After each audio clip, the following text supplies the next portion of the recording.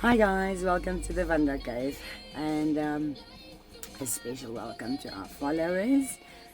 Hope there's a couple more since I last spoke to you guys, although there's nothing going on my channel. Disclaimer: everything I do talk about or speak about or have opinions about are purely and solely based on my own experiences. For instance, I'm a recovered alcoholic. I stopped drinking in 2010. So it's been 14 years now, yet the last time I drank a whole bottle of spirits was and my son was 6, he's 11 now, so 5 years now. I'm completely clean, no alcohol, no relapse. And I feel positive that I actually might have beaten the demon, but I'm not prepared to take a chance and socially start drinking again. That's the thing people need to understand. If you're really an alcoholic, then you'll know. It's difficult to admit it to yourself, but you know. There's a difference between binge drinking and even drinking every day and being a proper alcoholic. There are different types of alcoholism, but I had the proper one where you buy booze on the way to work, booze on the way to gym, booze on the way to church.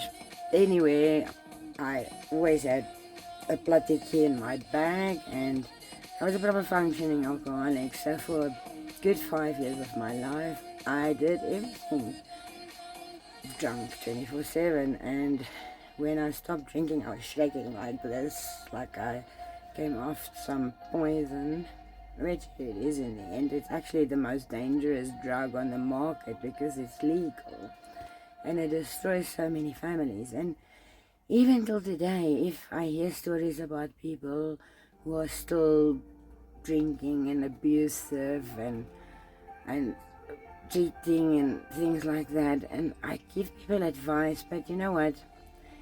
People can do and say what they want, and I know according to law, commit a murder while you were extremely drunk and you can't remember, you're still liable, you're still going to jail.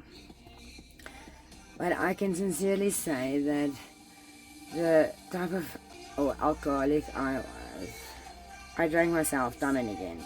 I can't remember a thing.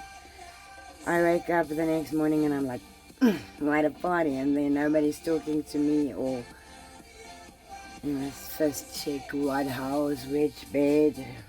Do you recognize the people around you? So all my little angels that look over me were proper busy all the time because we got involved with drugs after school.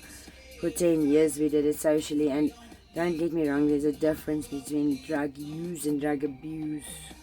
Some of us, and that's the thing with drugs, you can take a chance. People don't believe it's so easy to actually get to a point where you do take it, but it's not like I've decided one day, I'm gonna do drugs now.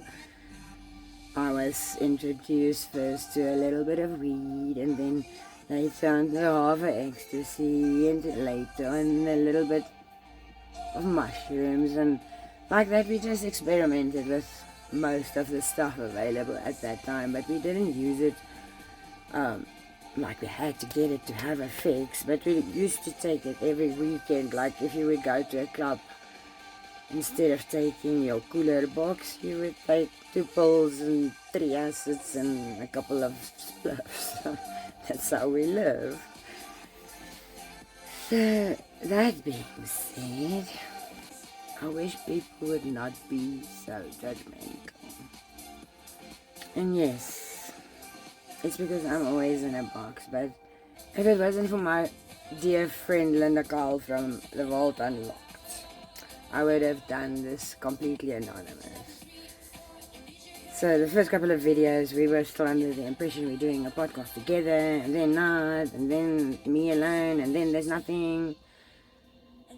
So it was a little bit quick, and before I knew it, my face was on the channel already, so nobody had too much hate. Some people say I must please not wear my glasses. my friend was like, don't wear my glasses with my toki, it makes me look like a tunny. It depends on what age you are. I am a tunny, I'm 45, I'm turning 46 this year. And the other... So anyway, I got this advice from a girl years ago. I was completely down in the dumps, to a point where I could not get up in the morning and brush my teeth on the way to drop my child off at school because I was too damn depressed. And I honestly thought before it happened to me, depression is all in the head.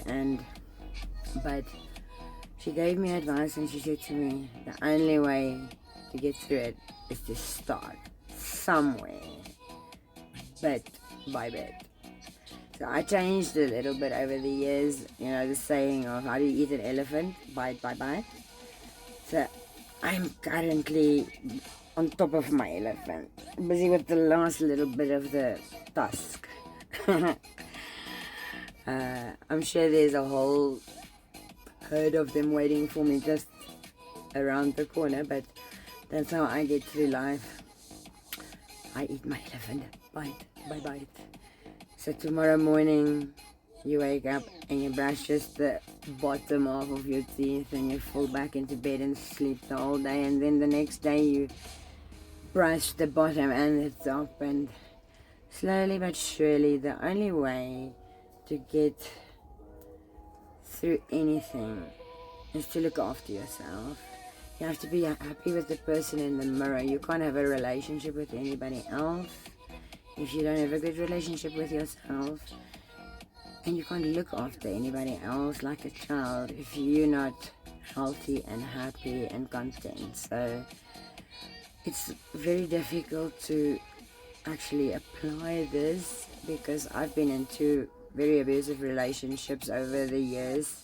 I only got married in my 30s, so I had my fair share of experiences over the years. And I'm like a chameleon. I take on the personality of the person I'm dating, listen to their music, go to their jewels, watch the sport they watch, support the teams they support. I have no personality of my own whatsoever. And that started just after school, because my first boyfriend of 12 years was like my first proper boyfriend that I kissed, did anything with, went the extra mile, blah blah blah. So I actually never developed my own personality. I'm 45 years old now, and I'm actually now, for the first time, I feel the person I'm currently might be actually the person I am. Does that make sense? I like me all of a sudden. Tonight I decided it is time. I figured out the ring light has a special dimming feature because that's one of the other things. I can't sit like a bunny rabbit in a spotlight like this in front of the light. It freaks me out. I'm more like a vampire type of person. And the other thing, the music. I can't sit in silence talking to myself into the camera, looking at everything I do. I just get so sidetracked I don't speak to the camera at all. So if you guys can bear with me. For those who don't know me yet, I'm Wanda. So the cave started off as just a little side project that I wanted to do because I didn't have an outside roof. So when it rained, I couldn't smoke. And priorities, My mom took an old caravan tent and then she converted it into a tent that's just attached by 2 hooks on the wall to the house. And now it's like my man cave, the Wanda cave. You guys are here with me in my cave. It's nice and kitchen eccentric, very gypsy little, I don't know, call it Wanda style. It used to be this big hard black licorice ball. And I hate licorice. I absolutely despise licorice. Yet when we were children, we would eat it.